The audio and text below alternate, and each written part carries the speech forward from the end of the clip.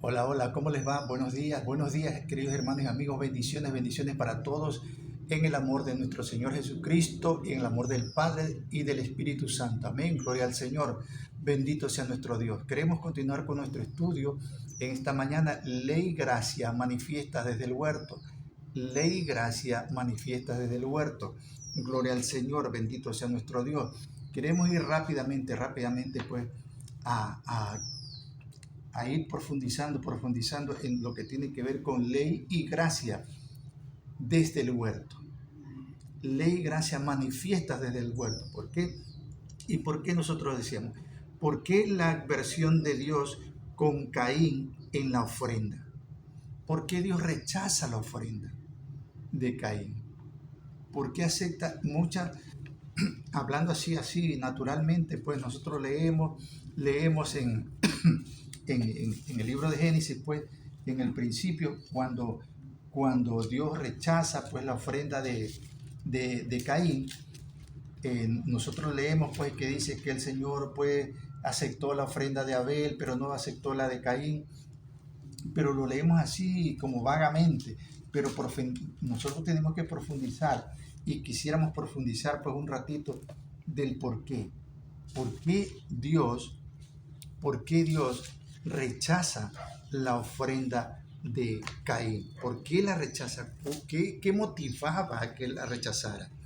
Dice, entonces Jehová Dios a Caín, dice, por ejemplo, en el capítulo 4 versículo 4 quiero leer, y Abel trajo también de los primogénitos de sus ovejas, de lo más gordo de ellas, y miró Jehová con agrado a Abel y a su ofrenda. El, a ver, leamos desde el 1. Cuando conoció a Adán a su mujer Eva, la cual concibió y dio a luz a Caín, y dijo, por voluntad de Jehová he adquirido varón. Después dio a luz a su hermano Abel, y Abel fue pastor de ovejas, y Caín fue labrador de la tierra. Y aconteció que el tiempo, andando el tiempo, que Caín trajo del fruto de la tierra una ofrenda a Jehová. A ver, ahí. Y Caín trajo andando el tiempo, Caín trajo una ofrenda a Jehová. Así de simple, así de la nada. Caín ofrece una ofrenda a Jehová. ¿Por qué? ¿Por qué Dios rechazó la ofrenda? Ahora, si nosotros leemos un poquito más abajo, pues vemos la ofrenda de Abel. Dice, y Abel también trajo una ofrenda y trajo de sus ovejas, de su ganado, lo más bonito, lo más gordo. Entonces aquí los estudiosos, los que estudian la Biblia dicen, es que si se dará cuenta que Abel trajo de lo más gordo, de lo más excelente, de lo más bonito, y Caín no trajo así. Aquí no relata eso, de que Caín recogió por ahí una yuca que había tirado en la tierra por ahí que se le había quedado y esa se la trajo a Jehová. No relata eso, ¿ya? Dice que trajo del producto de la tierra, de lo que había producido la tierra. Ahora, así sea, imaginemos, bueno, yo no sé si en muchas partes de donde me van a ver y me van a escuchar, de pronto no van a conocer lo que es yuca, ¿verdad? Es eh, ¿cómo es que se llama? No sé, vaya, pues, no sé si en qué grado está, en molusco o, bueno, ¿qué sería? Fruto de la tierra, ya para no tomar la yuca, porque de pronto en algunas partes no conozcan lo que es yuca. Este, vamos a suponer naranja ya. Eso sí, yo creo que lo conocen en diferentes partes del mundo. Naranjas. Vamos a suponer naranja. Aquí había una mata de naranja de las que cosechaba Caín. Y Caín cogió cualquiera, por decir 10 ya. Cogió 10 naranjas y se las trajo al Señor. Pero ¿por qué la rechazó Dios? ¿Por qué? Porque no eran las mejores. Pero ¿dónde está una ley que le dijese a Caín que tenía que traer de las mejores.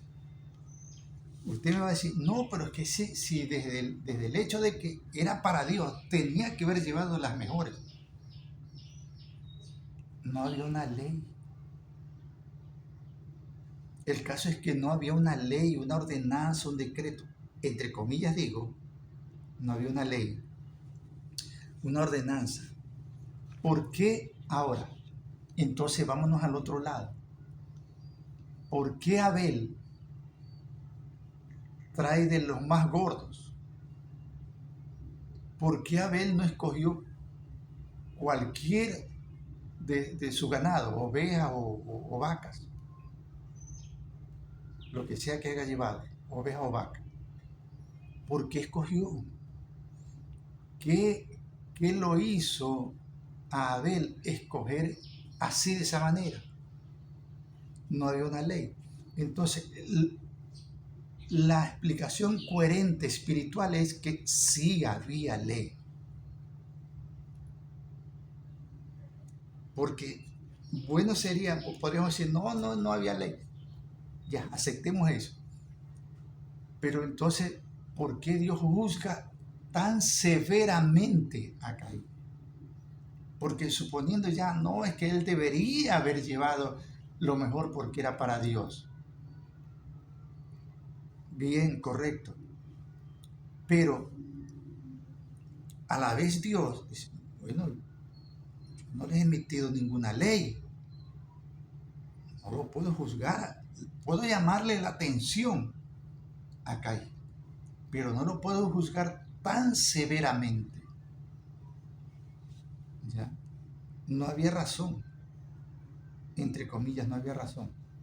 O sea, por donde quiera que lo miremos, la explicación espiritual más coherente es de que sí había ley. No una ley así, escrita en un papel. No. Había una ley escrita en el corazón. Y mira dónde me estoy tocando. No me toco aquí. Una ley escrita aquí, en el corazón del hombre. Y es a lo que se refiere Dios más adelante, por decir, ya en el Nuevo Testamento, en el libro de Hebreos, cuando dice que Él escribirá sus leyes y sus mandamientos en el corazón de todos. Ya que, sí, se está refiriendo a su pueblo Israel. No. Se está refiriendo que escribirá sus leyes, su verdadera ley. ¿Cuál ley? Esta que estoy hablando aquí. ¿De dónde? Del principio de la Biblia. De una ley que ya se había dado desde antes de Caín. Porque por eso juzga Dios a Caín. Porque ya él había dado leyes, no escritas en piedra, en madera, en hojas de árboles, en qué sé yo. No, escritas en el corazón. Y ahí todavía no existía el pueblo israelita. No existía. Dios había creado ya leyes escritas en el corazón del hombre. ¿Y de cuál hombre? De todos, porque ahí todavía no existía el pueblo de Israel. Y es por tanto que en el libro de Hebreos habla de esa ley. Y para todos los hombres, aparte del pueblo de Israel, que escribirá sus leyes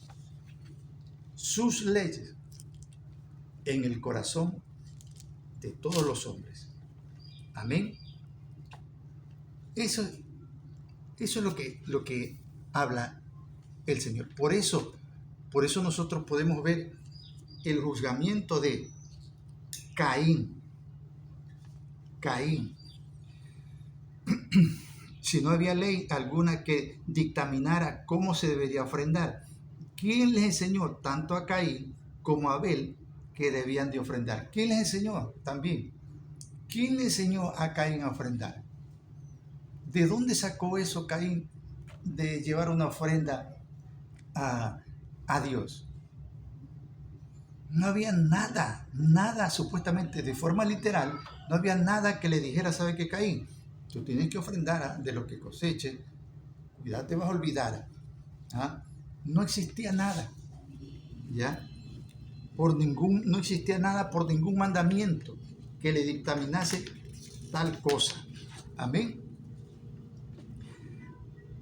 ¿Por qué Dios juzga a Caín cuando mata a su hermano si todavía no existía ninguna ley que dijese o dijera no matarás? ¿Por qué Dios lo juzga? Si nosotros nos vamos a un tiempo así, diríamos que Caín y Abel eran como salvajes, ¿verdad? Que usted se puede imaginar eso, porque no había escuela, ellos no habían ido a escuela, no había pues profesores, instructores o alguien que le enseñara, mire, que así se deben de comportar los hombres y todo eso. Entre comillas no existía eso, ¿verdad? Por tanto, se podía amar como odiar. Se podía amar como odiar. Porque incluso hasta por aquí no se habla ni la palabra amor no aparece en la Biblia, no aparece.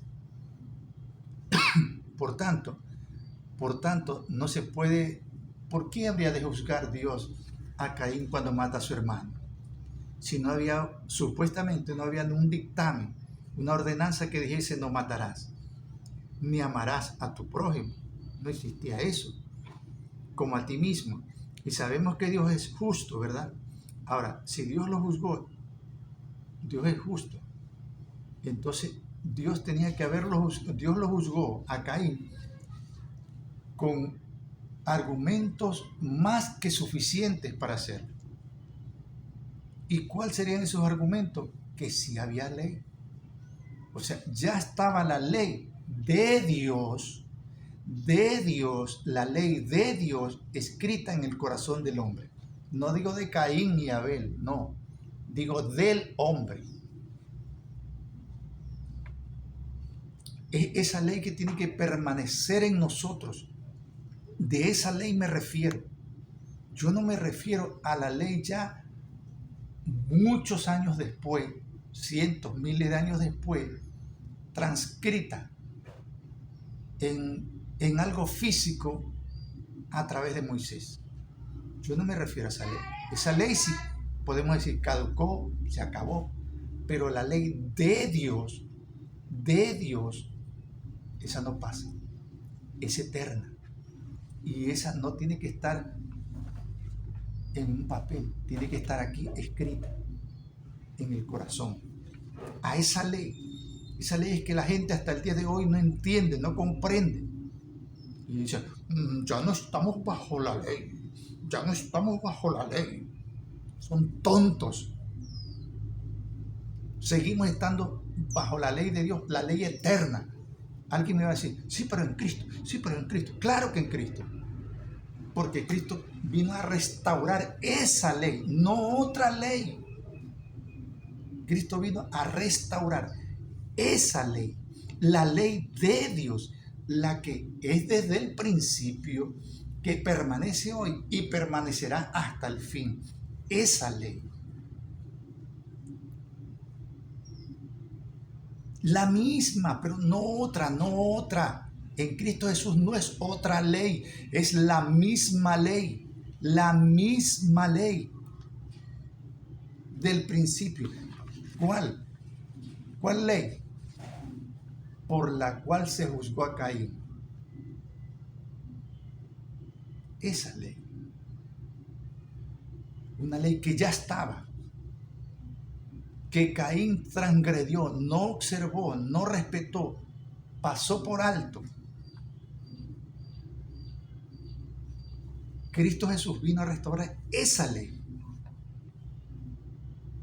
a reordenar. Cristo Jesús vino a reordenar esa ley de Dios.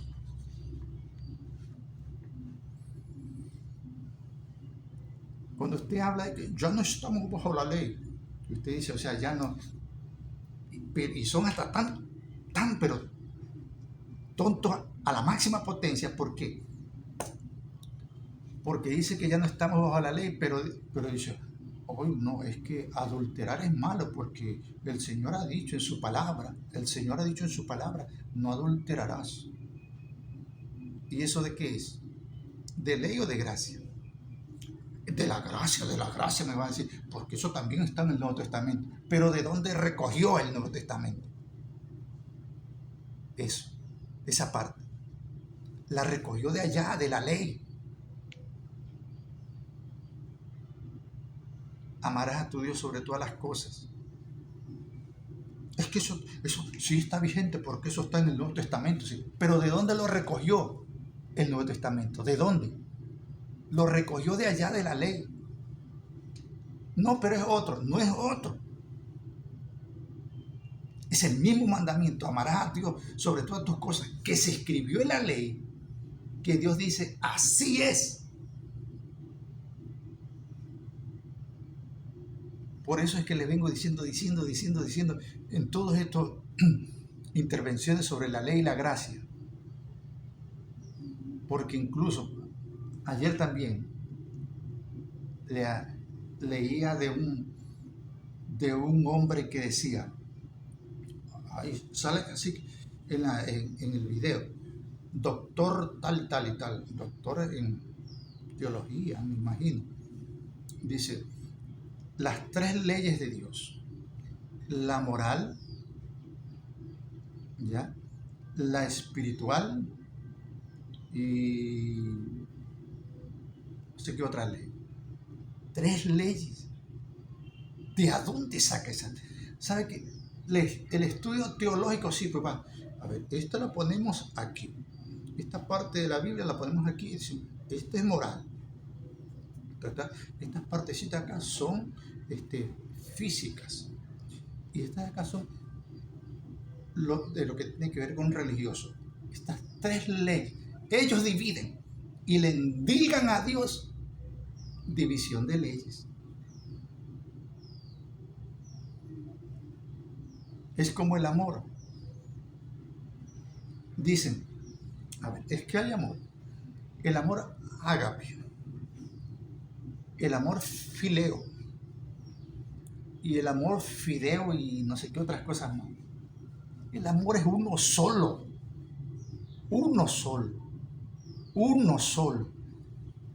que se divide, diríamos como una mala comparación, tal vez alguien me va a estar a criticar por esto que voy a decir, como pulpo. Uno solo el amor y se divide en ramificaciones.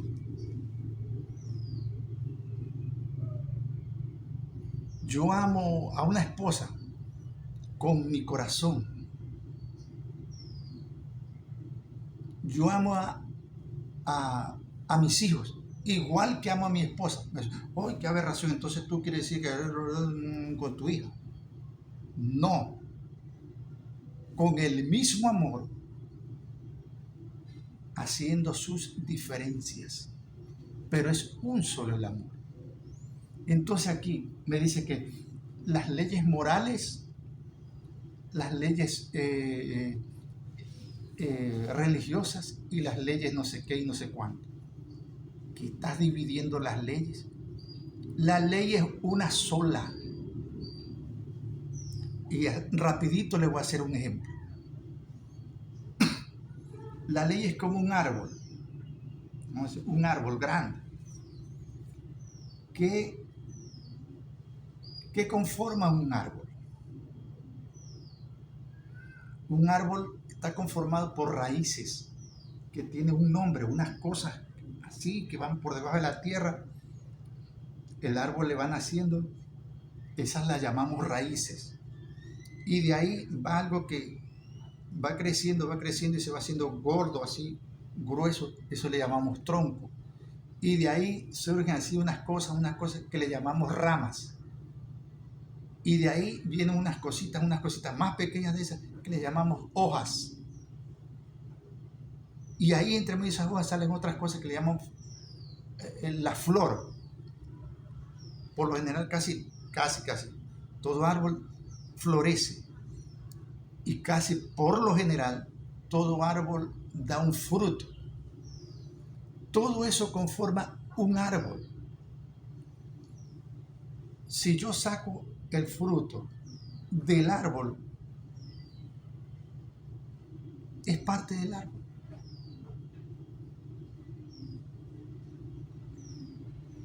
Todo ese árbol, para que se llame árbol, tiene que tener todos esos aditamentos: raíz, tronco, ramas, hojas, flores, frutos. Para que se llame árbol, tiene que tener todos esos aditamentos. Para que un árbol se llame árbol, tiene que tener raíz, tronco, ramas, hojas, flores, frutos. Si no tiene esos elementos, si yo le quito todos esos elementos, no es nada, queda nada. Queda nada. Entonces, lo mismo es la ley. La ley no es que tiene 613 leyes, no es que son 613 leyes, es una ley con 613 aditamentos que la conforman. No es que la ley del amor, la ley del ojo, la ley de la mano, la ley de la oreja, la ley de la boca. No, es una sola ley. Este es un cuerpo. Si a mí me quitan los ojos, me quitan la oreja, me quitan la nariz, me quitan la cabeza, me quitan los brazos, ¿qué queda? Nada. Nada. Para que este sea un cuerpo, tiene que tener todos estos elementos. No es que mi oreja es aparte del cuerpo. Mi ojo es aparte del cuerpo. O sea, este es un cuerpo, este es otro cuerpo, este es otro cuerpo, este es otro cuerpo. No. Todo esto conforma el cuerpo. Asimismo la ley. La ley es una sola con 600, si es que son 613, yo no me he puesto a sumarlas, con 613 normas, pero la ley es una sola. Por ahí la ley del sábado, la ley del diezmo, la ley de las ofrendas. La ley, no es que son normas que conforman una ley. Ley y gracia. Aleluya. ¿Por qué Dios juzga a Caín cuando mata a su hermano? Si todavía no existía ninguna ley o norma que dijese: no matarás, ni amarás a tu prójimo como a ti mismo. Sabemos que Dios es justo, ¿verdad? Por tanto, aquí no hablando de injusticia de Dios, sino de lo contrario, estaríamos hablando de injusticia de Dios. Y si Dios es justo, significa que había una ley. Tenía obligatoriamente, irremediablemente, irremisiblemente, tenía que haber una ley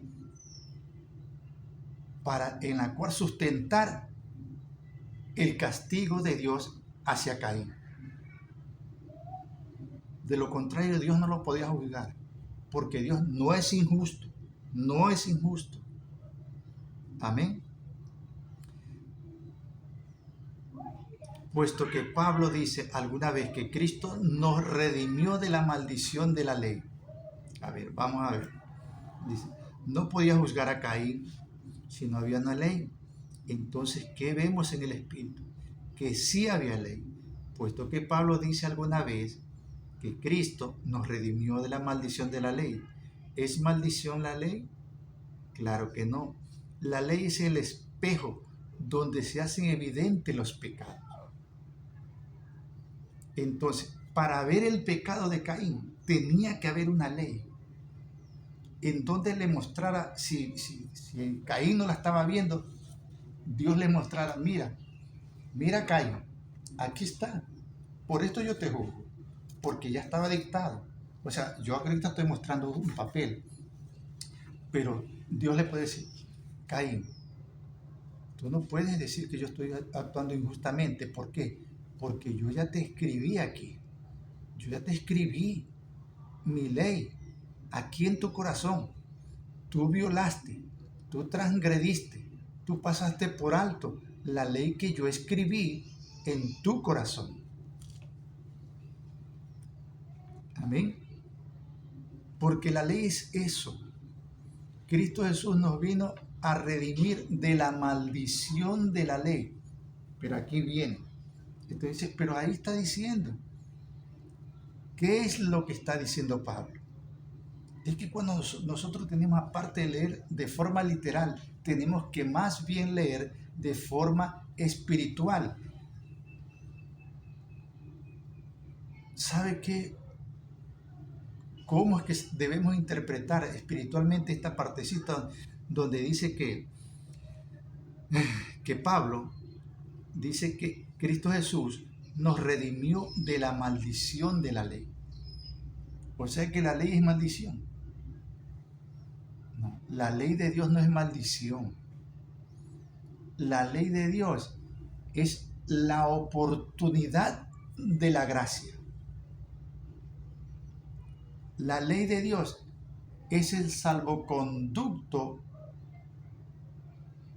para que nosotros podamos alcanzar misericordia y gracia delante de Dios. La ley es el espejo donde tú te puedes ver de, oye, aquí transgredí, aquí fallé. ¿Ya? Si no hay ley, dice, no hay transgresión.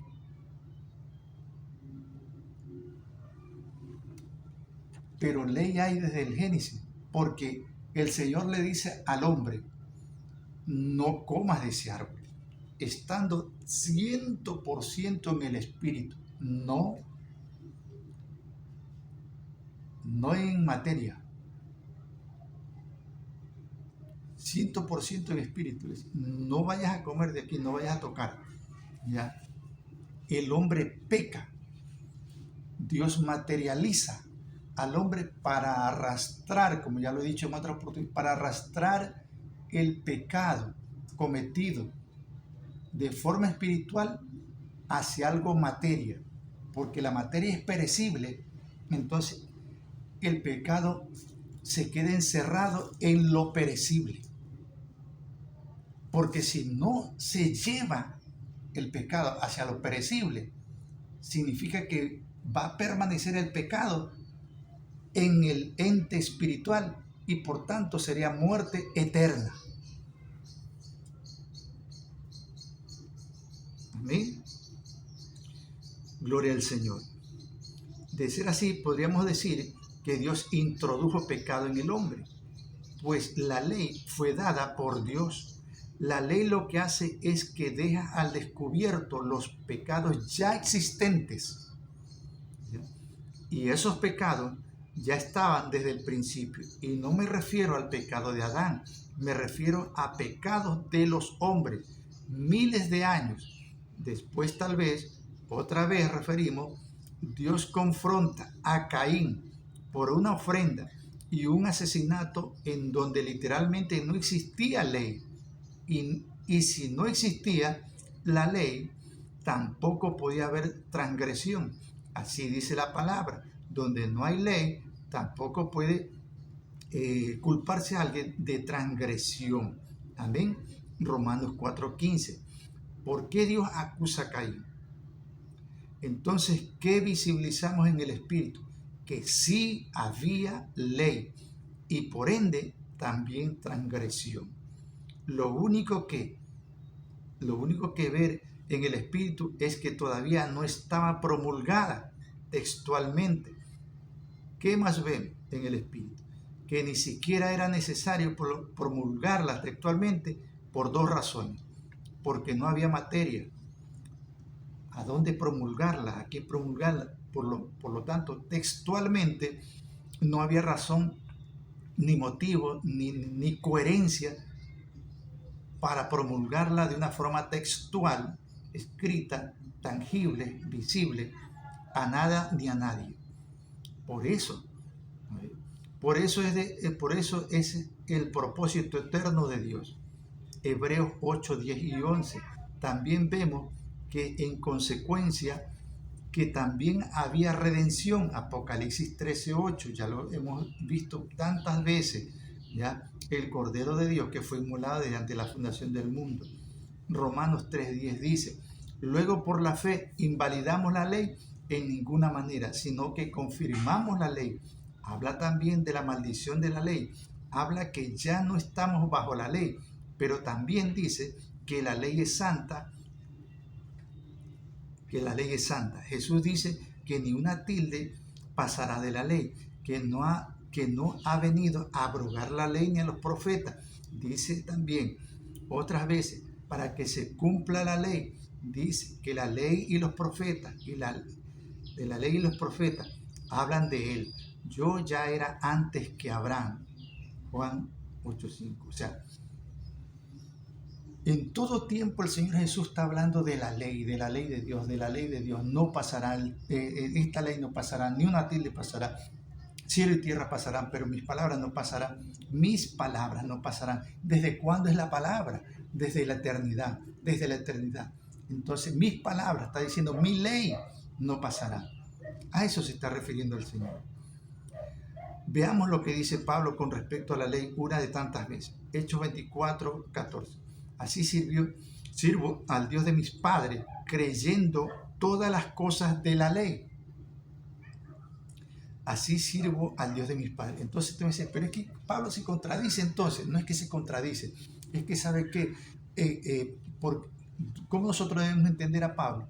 Es que Pablo siempre está refiriéndose a este entender de los seres humanos. ¿Por qué? Porque el hombre, el ser humano, todos, israelitas, no israelitas, entienden la ley como algo para el cuerpo. Entonces Pablo tiene que hablar de esa ley, pero en ciertas ocasiones Pablo también saca a la luz y saca pues para su defensa la ley verdadera de Dios, la ley correcta interpretativamente, de Dios, no la ley falsa, por decirlo de alguna manera, la ley mal interpretada de los hombres. Entonces, Pablo a veces habla de esta ley y de esta otra ley. No es que hayan dos leyes, sino que por el pecado del hombre, por la torpeza de los hombres, pareciera que hubiera dos leyes. La ley interpretada de Moisés, que dice, por ejemplo, no matarás, y tú dices, no tengo que tocarlo, no tengo que agredirlo, golpearlo en la mano, en la cabeza, herirle en el cuerpo, no. Esa es una forma de ver la ley. Podríamos decir una ley, pero la ley original, verdadera, ¿cuál es? Con respecto a ese mismo pasaje y visión bíblica. Ni siquiera puedes odiar, no puedes mirarlo mal a tu prójimo, no puedes odiarlo, no puedes mirarlo mal, no puedes mirarlo con desprecio, no puedes mirarlo con odio. Esa es la ley verdadera de Dios. Y Pablo a veces se refiere a esa ley, y Pablo a veces se refiere a la otra ley, vista por los hombres desde antes de Pablo hasta después de Pablo, o sea, hasta hoy. Por eso es que a veces Pablo como que defiende la ley y a veces como que ataca la ley. Porque Pablo ataca a esa ley mal entendida por los hombres. Y él tiene que defender la ley correcta, la buena ley, diríamos así, de Dios. Por eso es que, por ejemplo, ¿por qué Pablo dice, Cristo Jesús que nos redimió de la maldición de la ley? De la maldición de la ley. O sea, como que la ley trajo maldición al hombre. Y acá dice, así sirvo al Dios de mis padres, creyendo todas las cosas que en la ley y en los profetas están escritas. O sea que como que se está dando a entender que la ley es buena, que la ley es una cosa que nos acerca a Dios. Porque acá dice, Cristo Jesús nos redimió de la maldición de la ley. Y acá dice que Él sigue la ley desde sus padres, dice la ley que es en los profetas y que está escrita. Aquí como que defendiera la ley y acá como que la rechaza rotunda, total, absolutamente la ley. ¿Por qué? Porque lo que les estoy explicando, porque Pablo tiene que jugársela entre la ley que entiende el hombre y la ley verdadera de Dios. Como que existiesen dos leyes, pero no es que existen dos leyes, existe una sola ley. Pero de esta ley, el ser humano, todos los seres humanos, sacaron una ley, otra ley, que ellos persiguen y siguen. Y los que no siguen la ley, se fijan en esta ley, no en esta, la buena, la perfecta. El que no sigue la ley en los actuales momentos, que dice vivimos bajo la gracia, porque mira esta ley imperfecta, incorrecta, mal interpretada, dice no. Y al rechazar esta ley, va arrastrando la ley perfecta y dice ya no vivo eso, bajo la ley. Y decir que no estás bajo la ley de Dios es muerte. Es muerte porque Dios te dice, no adulteres. Y si no estás bajo la ley que te dice no adulteres, significa que yo sí puedo adulterar. Y el adulterar es muerte. Si la ley de Dios me dice no matarás, y yo digo que no estoy bajo la ley, entonces significa que sí puedo matar. Y el matar es muerte. Y alguien yo sé que me va a decir, pero es que todo eso ya Cristo lo llevó. Ya, con mucha más razón. Cristo lo llevó. Entonces ahora sí yo puedo matar porque ya Cristo llevó. Mis crímenes ya los llevó Cristo. Entonces, ahora si me da la gana, yo mato a alguien, le robo a alguien, adultero con alguien, violo a alguien, porque Cristo ya llevó mis delitos. ¿Tú le ves coherencia a eso? No hay coherencia.